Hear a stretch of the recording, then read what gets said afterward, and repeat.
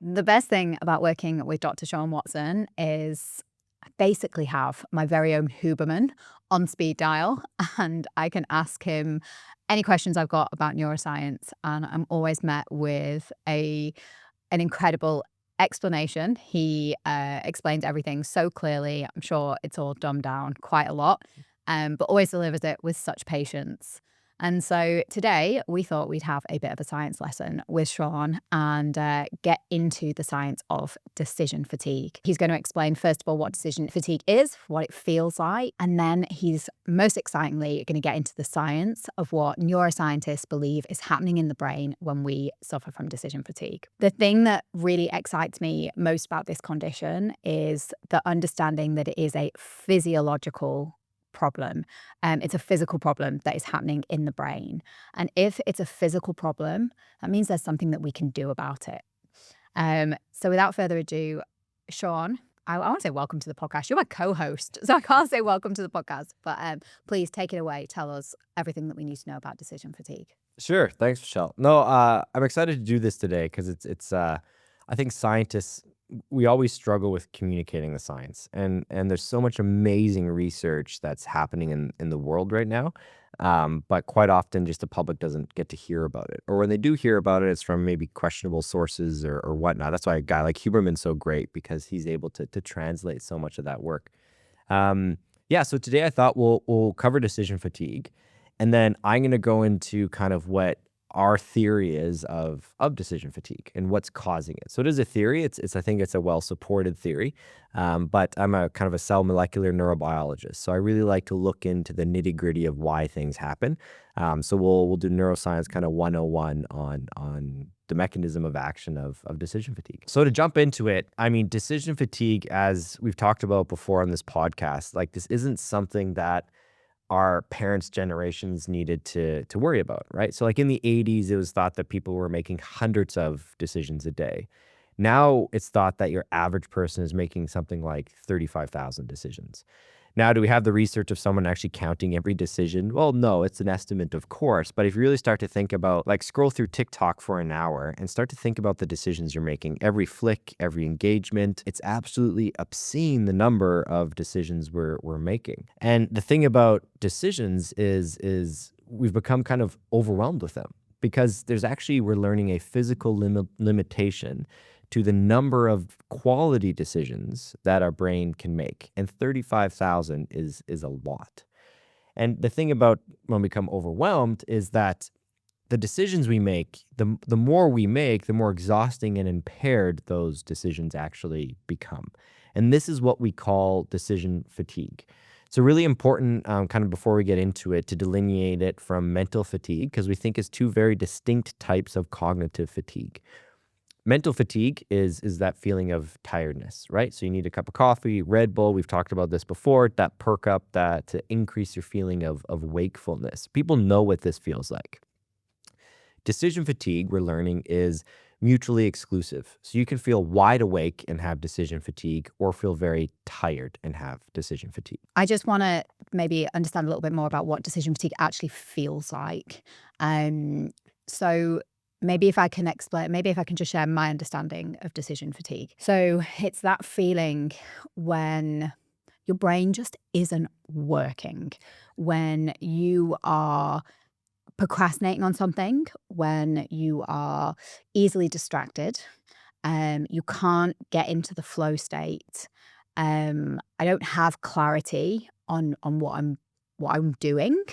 I don't have confidence in the decisions that I'm making, and just feel like my brain just isn't working. And, particularly in times when like I am well rested, I'm well hydrated, I'm well, caffeinated maybe, but I'm still struggling. Mm-hmm. Is that what I'm feeling? Is decision fatigue what I'm feeling there? Yeah, and most of what you kind of define there has been kind of clinically shown, I would say. Another way to think of it is like decisions become more effortful. So like it takes more effort, or feels like it takes more effort to make decisions. So in the morning, that flow state, you just hit it and you're just running, right? Like whatever piece of work you're working on, you can just flow through it. with decision fatigue, it feels like a lot more work to make decisions. Your brain's not working as well, and when it is doing something, it feels like it's a lot heavier cognitive load to do. But everything you described is great. I think the thing that I heard like the most from the lay public is kind of a brain fog. That would be a good definition of it. They're awake, they're caffeinated. It's just they still have this fog around their kind of the clarity in the decisions they're making. Yeah. Okay, amazing. Cool. Hopefully, when you see these outcomes, though, it's easier to. I find when I present this, then people tend to be like, "Oh, I recognize it in my own life now." So the first outcome or consequence of decision fatigue is what we call decision avoidance. This one's quite obvious. This is actually when you avoid making decisions entirely. Your brain says, "I've had enough. I'm not making any more decisions." This can be as benign as like that email in your inbox. You leave it unread. You see who it's from, but you're like, "I don't want to make that decision." Right? I'm going to leave it unread. So it could be a foundation for some types of procrastination, right? This could be as serious as a soldier freezing in combat, just unable to make any more decisions. So this one's a little more obvious to see, I would say. The second consequence of decision fatigue, though, is a little more sinister. We've talked about this one a lot, and this is what in our podcast we tried to pull apart with our different guests as well, because everybody suffers from decision fatigue, but how it expresses itself in context can be quite different. From a hedge fund manager to an elite athlete to lawyers, all the people we've had on our podcast. And default decision making is what we call it. And it's when your brain says, "I've made enough decisions," but actually, instead of making a conscious choice, I'm going to rely on heuristics or kind of rule of thumb, or I'm going to rely on what I perceive to be the safest decision. The problem with that is you're probably not taking all the variables into account anymore. So this can be an athlete that, in tennis, by the end of the match, they become more predictable because they're starting to have default decisions and they're using the swings that they trust or feel the safest with. So just for the everyday person. So at the end of the day, I'm suffering from decision fatigue. I get home from work and someone says, "What do you want for dinner?" And I go, "I just don't know. I can't make that decision. I've had enough. My brain's not working." Mhm. So that's your decision avoidance. Or you go, "You know what? Let's just order a takeaway, one that's already pre-programmed in the app, the last order." Like again, I kind of don't really want to think about it, but it's like I'm defaulting to a decision Mac and making. cheese. Order McDonald's. Order McDonald's. It's like I've got every intention to eat healthy, but I'm just defaulting to the easiest option, which is like, okay, let's just order takeaway.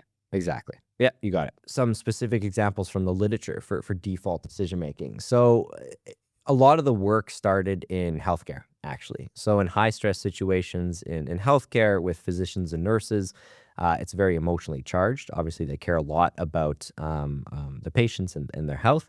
And decision fatigue can have a major impact. So from physicians, it can be things like recommendation for surgery. So a physician is usually hesitant to recommend surgery because it's a high risk affair, right?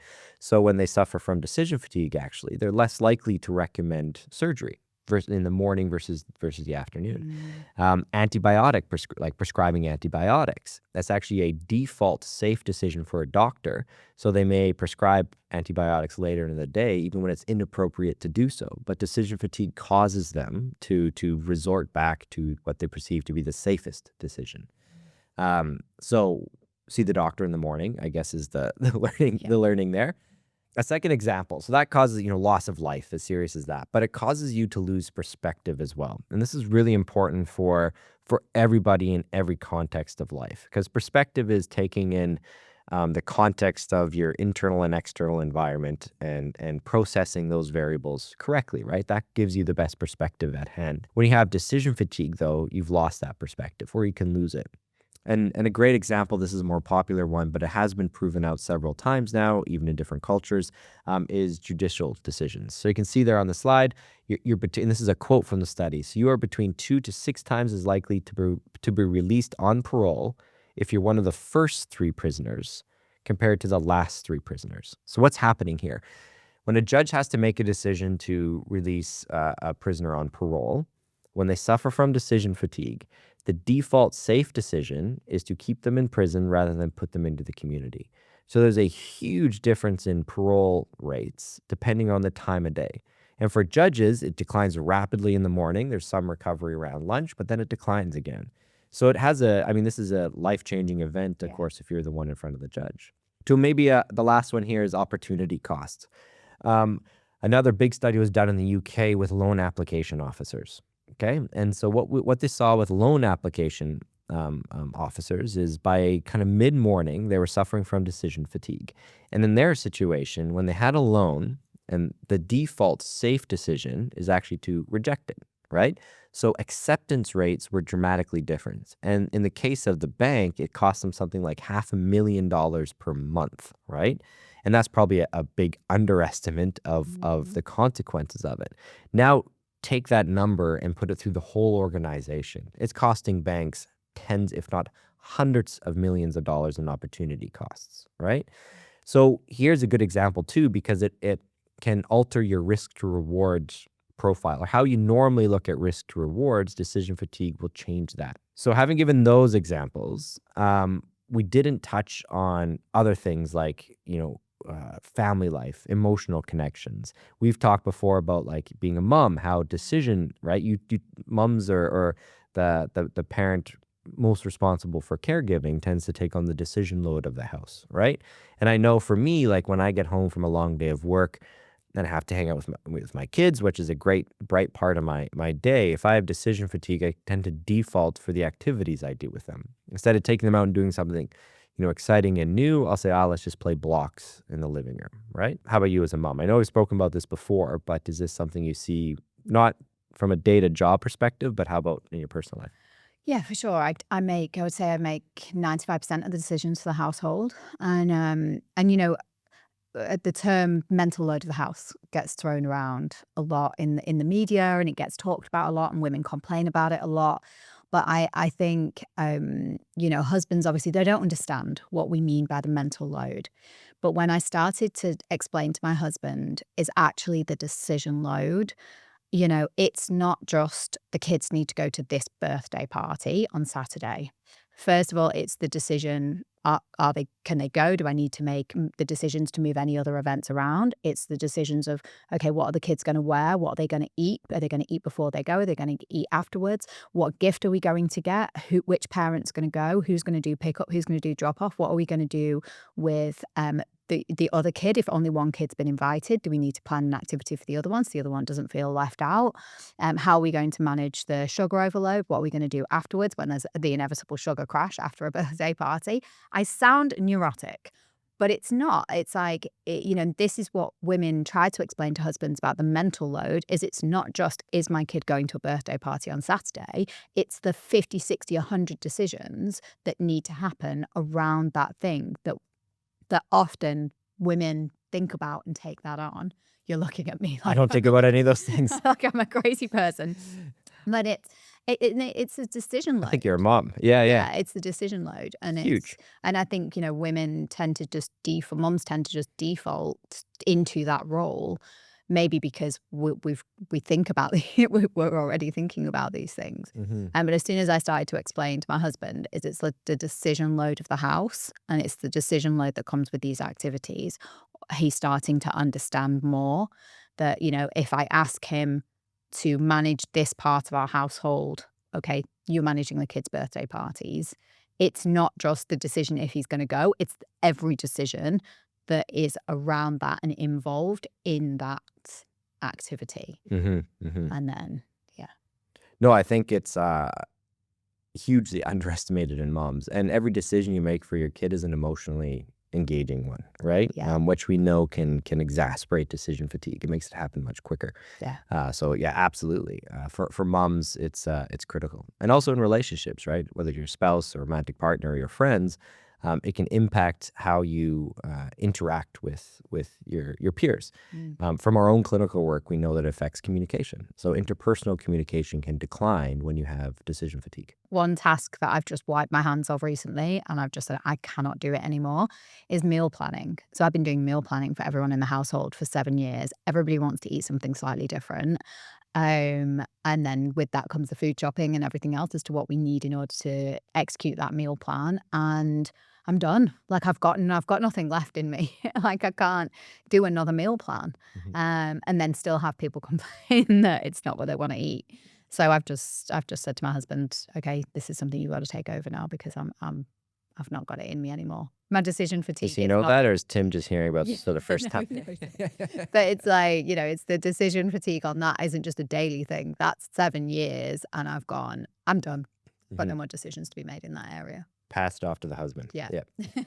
Well, I think when we look at all of that, and this is a bold statement, but I believe it. I think decision fatigue is probably one of the most impactful cognitive disablers of our time. And I think one of the reasons why it's so impactful is because no one really knows about it or is thinking about it.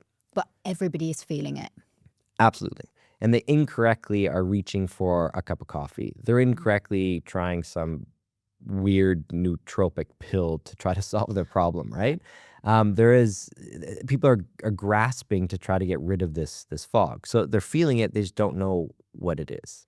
And we talked when we started this podcast is try to shine a light on the condition because maybe we can limit some of the impact just by people making them more conscientious of the fact that the number of quality decisions you have in a day is finite. Right? Quality decisions are a limited commodity. I think if people take one thing away from the podcast, is that realization, because it gives you a new perspective on life for sure, and where you're spending your decisions. Because the question is and I thought about this personally, is I'd get up in the morning and I'd open up my phone and go on Reddit, and I was giving some of my best decisions to social media. Right? Like hundreds of decisions in the morning, and my best quality of decisions was deciding whether to like a comment or share it or go to the next post or not. So you really start to think about that. Now the cool part. So one of the things that I miss the most about academia, I will say, is kind of Fridays in my old lab was you pull out the whiteboard and you just come up with ideas, right? You just go at it, be as crazy as you want to try to design new experiments or new ways to understand the brain. So we can't do that today, but we're going to get as close as we can, hopefully, because I'm going to take you through some of the mechanisms of kind of the whiteboard of what we think causes decision fatigue. What generally do we know about it? Well, the number of decisions causes it, right? So just the sheer number or long sessions of decision making. And I've already alluded to it, is emotionally charged, right? So the more engaged you are to that decision or the more impactful that decision, the faster it'll happen. Or the more stressed you are. Or the more stressed. Stress plays a huge role in this for sure. And stress and anxiety and decision fatigue, it's kind of a Venn diagram that are going to probably be very closely related. But like soldiers in combat are probably suffering from it within 45 minutes, right? So very, very quickly you can suffer from this condition. So what's happening in the brain? There's a neuron, there's an artistic representation of a neuron. This is what you see in pictures on the internet or whatnot. For someone like me, what do neurons actually look like? This is actually a beautiful picture of a group of neurons or a network. It normally doesn't look that nice, but this is a real picture. What does a synapse look like? So a synapse is the connection between neurons. And this is the most important part of our nervous system, right? Memories, behavior, everything is stored in the connections, not necessarily in the neuron itself. So the neuron body plays a role, but it's really about the connections. You are you from the connections that your neurons have. And say 70 billion neurons. Some neurons can have up to 10,000 connections. Just to give you an idea, like it's an astronomical number of connections in the human brain. People try to say like, well, computers are getting close to the human brain. They're not. The complexity of the brain is still way beyond reach of humans right now. But anyways, I just want to go back. I just want to go back and maybe ask, sure. For a quick question is, what is a neuron? Sorry, yeah. A neuron is the bread and butter, the most important cell in your brain. So a neuron is a cell. Yeah, it's a cell. It's a very special type of cell. It's postmitotic, which is very important. What that means is it doesn't replicate. Once you kind of hit adulthood, early 20s, generally speaking, your neurons don't replicate anymore, which is really important because like if I scratch my skin, those cells will replicate and heal, right? So I can grow new skin cells. Your neurons, you can't. The ones that you're going to have when you're an adult, early 20s, are the ones you're going to die with. There's a few exceptions in specific parts of the brain, but generally speaking, it's what we call post-mitotic. So it's a very, very specialized cell type, highly energetic too, right? Okay. So your brain's 2% of your body mass uses 20% of your oxygen. 1 in 5 breaths that you take is just to power your brain, your neurons, right?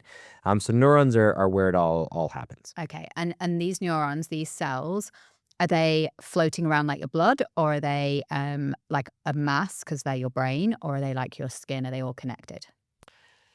Connected, and actually, it's you just alluded to an extremely complex Sorry. science is that structure.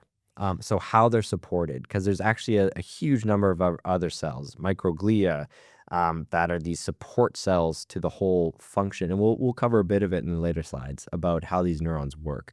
So no, they're not just floating around. There's a very rigid structure in how they're originally arranged and then how they function. It takes a lot of work from cells beyond just neurons to make your nervous system function. But it's incredibly complex, the matrix that they sit in, Okay. and super sensitive. One for another episode. Yeah, another PhD, I think, is just the structure. And I won't touch too much on that because it's very, very interesting research, but super important as well. Yeah. Yeah. Okay, so there's the representation of a synapse, but really in real life, what does it look like? Something like that picture there. And I'll just draw attention to those little circles inside. Those are vesicles. They contain neurotransmitter, which will be important in the next slide here. Okay, so we have the basis for neurons. Those are the brain cells, and the connection between our brain cells is called a synapse. A single neuron can have tens of thousands of these connections, okay? Mm-hmm. Now, here's a very schematic version of what a synapse looks like. On the left, you can see presynaptic. Then on the right is postsynaptic. So the signal is going from the left to the right. That green blobs in the top and bottom, those are microglia. So these are astrocytes. These are the support systems of the nervous system, which is critical in synaptic communication. So what happens? Okay, there's that big purple thing. That's an action potential. This is an electrical signal, right? So the unique thing about neurons too is they can carry electrical potentials. So this is your decision. Yeah, let's call it that. This is your decision, okay? So say this is the decision signal that's happening. It's going to come down the synapse and see those little circles there and those orange dots. Those orange dots represent neurotransmitters. You know these. You've heard of them before. Dopamine, serotonin, acetylcholine, GABA. There's hundreds in the brain, and there's probably a lot that we haven't discovered yet. So this is a neurotransmitter. In our case, in our theory, this is glutamate, the neurotransmitter called glutamate. When that electrical signal comes down, let's call it a single decision, it's going to cause those vesicles, those little sacs of neurotransmitter, to bind, and then that little space between those two neurons, that's our synapse. Those neurotransmitters are going to cross the synapse, and they're going to bind to those little green things on the other side, which elicit a new electrical signal that continues in the next neuron. So what I just showed you here is an electrical signal that turns into a chemical signal. Then it turns back into an electrical signal. This is wild. Basic, neurocommunication. This is how it works, which is very, very important. Now, what's essential to this whole process, though, and for high fidelity, so clear communication between neurons, is that all of those neurotransmitters need to be cleared away for the next signal to come in. And that's when the role of the support system in the nervous system, these microglia, is very, very important because it'll help to draw away those neurotransmitters. It'll kind of suck away, clean up, vacuum clean that synapse. And then once that's all done, the synapse is resetted and it can accept a new signal. Okay, so then another decision comes down. We can run through it. It crosses into the cell, into the synapse, releases the neurotransmitters. That binds to the next neuron, causes an electrical signal, and then it's all taken away again. So now that we know that basic communication, what's happening in situations of decision fatigue? Well, it's actually relatively simple to understand, I think. So what's happening in our theory is the decision event happens, we'll say. Your action potential comes down. It elicits the same response. There's a release of the neurotransmitter into the synapse. The same binding happens, and it elicits that activity in the next neuron. But the problem here is the clearance mechanisms. Because before all of those neurotransmitters can be cleared away, a new signal comes through, a new action potential, another decision is happening, right? And that decision event or that action potential is going to happen independent of whether or not that synapse has been cleared. So even if the synapse isn't ready for a new signal's coming. And when that new signal comes, it's still going to cause the binding of those vesicles, the release of more neurotransmitter. The signal, though, that elicits may be different because there's a lot of noise. And even when the clearance mechanism occurs, it may not be able to clear away all of those neurotransmitters in one go. So what you're getting here is this buildup of, you can call it synaptic waste. And I call it waste just because it's neurotransmitter that's inappropriately there. It's been staying in that synapse for too long. I mean, simply put, you've hit a traffic jam in communication, right? Because now it's gonna compound, because a little bit of neurotransmitter left over, then another decision is going to just exasperate this whole condition. Let's give kind of a real life example. So I'm online shopping, and I'm within a second, I may be looking at 30 or 40 dresses. Like, I'm scrolling quickly. You know, I'm looking at 4 in a row. No, no, no, no, no, no, no, no, no, no, no. So I'm getting through them, you know, hundreds, thousands of decisions in minutes. You know, I'm scrolling.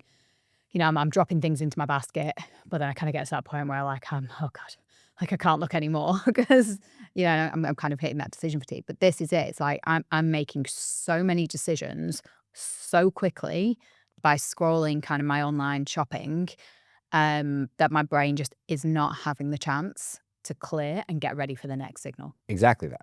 Okay. Yeah, you're fatiguing the synapse. So now the fidelity of that connection, the communication's not there anymore. So what is your brain going to do? It's going to probably start defaulting to a network that can support that number of decisions.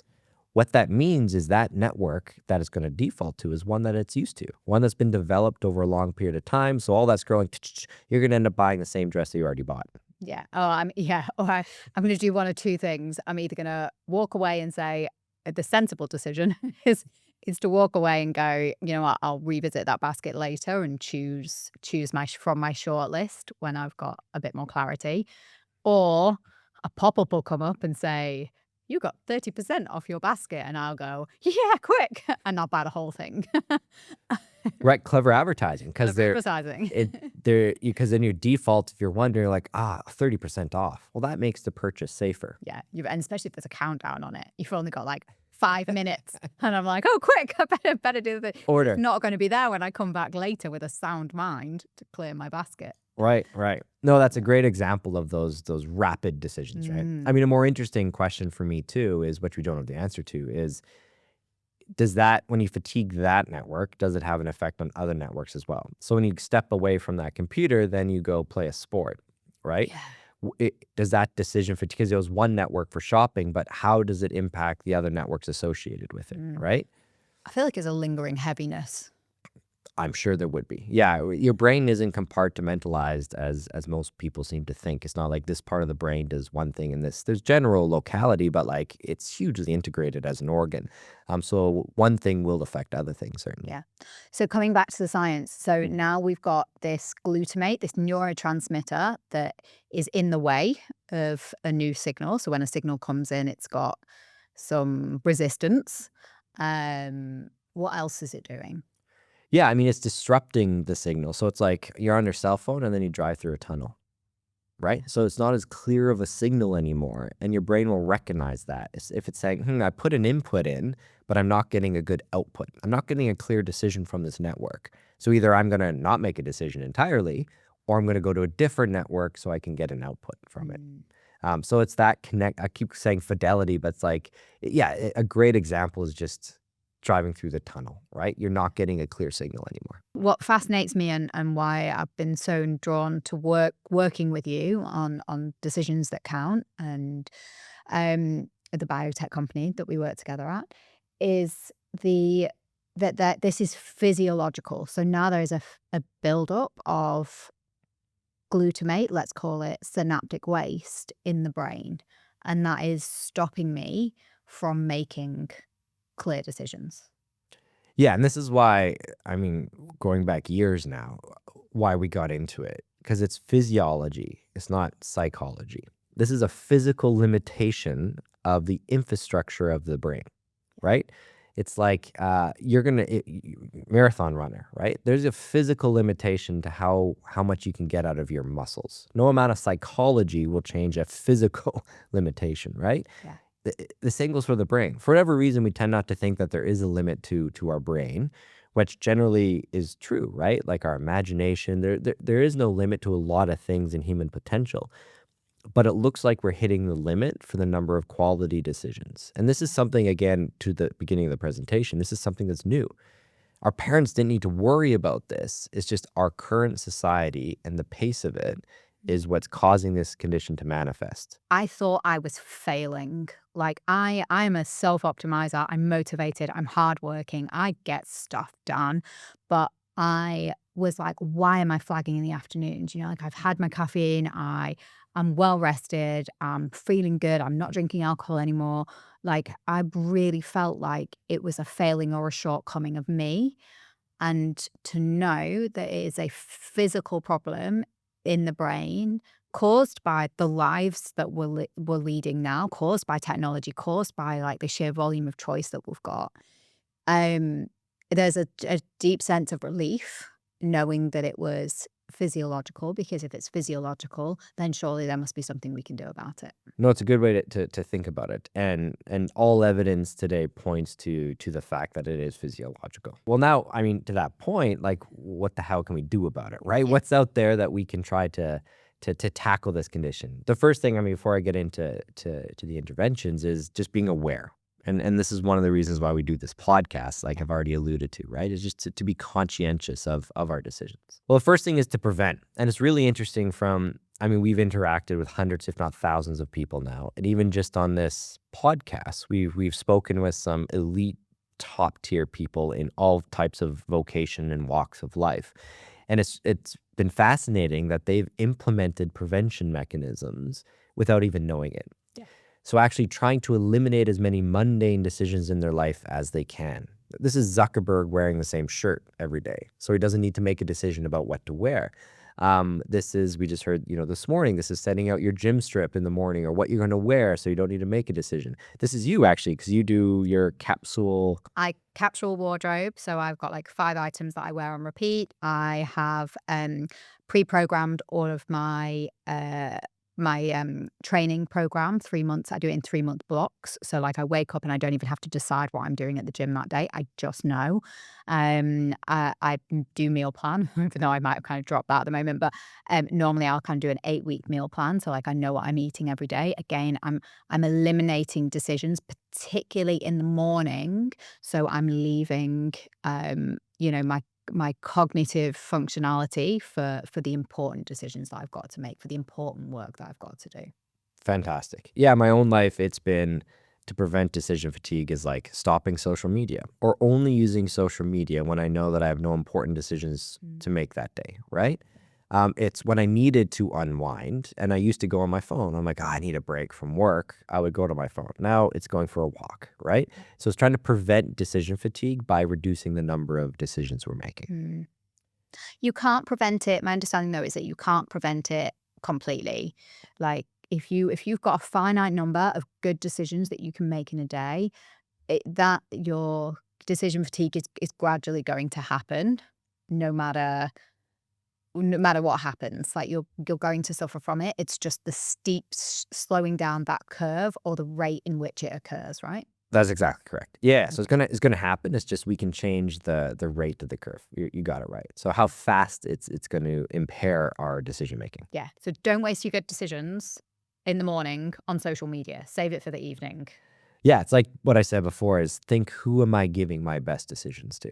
Yeah. And if you just think about that, then you'll have changes in your life for quite quickly, I think, or at least I did. So we've kind of already talked about this, but this is about planning, and actually what we didn't speak to is habits. So habits are another great way that you take the decision load off your brain, right? Because if it's a habit, you just do it, right? And that's a great thing about habits is that the cognitive requirements are very, very low because your brain already knows what's going to happen, right? Yeah. You've already alluded to it for like, your workout schedule, what you wear. You're not putting any extra load if you develop a habit. But it also means that if you've got habits, particularly in the evening or the afternoon that you want to change, they're going to be harder to change because you're more likely to be suffering from decision fatigue.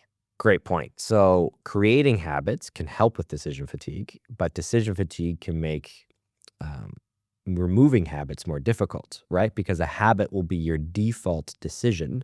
So if you're trying to stop doing something, or if you have a bad habit, be aware that decision fatigue can make it more difficult Yeah. to get rid of. Great point. The next thing is building resilience. I won't go too deep into this section because it's still definitely being worked upon, but there's two things I would highlight for the listeners to have a look into. So the first is cognitive motor dual tasking. We have actual whole podcast about this. Episode 2 or 3, it was with, I think episode 3, it was with Anna Miliani, and we talk about cognitive motor dual tasking. Brilliant episode, brilliant woman, and yeah, lots of learnings there. Totally. Check out that episode. Mindfulness. We should do a podcast on mindfulness, actually. Yeah, because I want to talk about mindfulness from the neuroscience point of view, from the scientific point of view. What has the science shown us about which type of mindfulness activities are going to be most beneficial for the brain? Because not all of them are. Is that Totally. correct? Yes. Yeah. So not spiritual mindfulness. We can call it neurophysiological mindfulness. Ooh, That's a good term. neurophy- I'm learning from the marketer. neurophysiological mindfulness. Yes. Yeah. Here for that. Recovery from decision fatigue, very simple. There's only one thing. Sleep. Good night's sleep. Good night's sleep. When you wake up in the morning, all of your decision fatigue is gone, assuming you had a good sleep. And so as we hear again and again and again from medical professionals around the world in every different type of science, get sleep. If we take sleep support, so like magnesium, melatonin, or maybe even something stronger, can that help? Or Ultimately, we want to have a high quality sleep without any products. That's the goal. So I would say for people, before you try a pill, try exercising. Try doing different things in your life to help you get the quality sleep before you try sleep aids. Magnesium, things like that are, of course, okay. But I always would encourage people to try to do lifestyle changes to encourage better sleep versus a pill. And exercise is the number one thing. Products, I say on the way, this is something we're super keen on working on and have been working on. There's probably, I'm sure there's other companies in the world that are also trying to tackle this issue. From elite performing athletes, we're finding that, the best drivers in the world, the best athletes in the world, decision fatigue is probably what separates a win from a loss, right? High performing executives, it's, business success or business failure, because, that depends on the quality of decisions they're making. So we're not the only ones interested in it. I think there's a lot of us trying to work on a solution. So expect over the next while that there will be products released into the market. As with anything in health, look for the key things, look for clinical trials, look for quality. Just be careful about what you see, because along with the good stuff, there's going to be a lot of bad stuff as well. exciting. Yeah, and I mean, we'll end here. I think it's a good point to stop. Everybody can ask questions in comments, or of course just connect with Michelle or I. I'll leave you with kind of our slogan, which I think we love, or one of the slogans. I think we have a few now, but it's really to make every decision count. Yeah. Thank you so much, Shawn. Honestly, I still, every time I see this and hear it, like new insights, new learnings, and a new, deeper understanding of the condition hits me. And, the more we've been working together, the more I understand what I'm feeling. The more I'm testing protocols on how to reduce decision fatigue, the greater the impact I'm seeing in my life. And it's just fascinating. Thanks for sharing the science. Awesome. Science talk. We need to do more of these. This is the cool stuff. Yeah, I love it because I can get super, super nerdy and, try to kind of figure out, okay, how does this Nerdy? really apply to us? Nerdy. Nerdy, yeah, but nerds are cool. Like, it's cool. It's cool. Hey, look, I'm like Huberman's #1 fangirl. So, which I think there's going to be Nerds are cool. a lot of people who want to fight me for that title, but I'll take it for now. Yeah, please, comments, questions, ask them in the comments. We will respond. And challenge us as well. Share any studies that you've seen, or any antidotes to what's happening in your own life as well. We'd really like to kind of hear if this is something that you are suffering from as well. Absolutely. We're super big into the research on this. We spend a lot of effort to understand it. So connect with us if even on the research side, it's of interest. Yeah, cool. Thank you very much. Make every decision count. And we'll be back next week with an amazing new guest. See you later. Bye.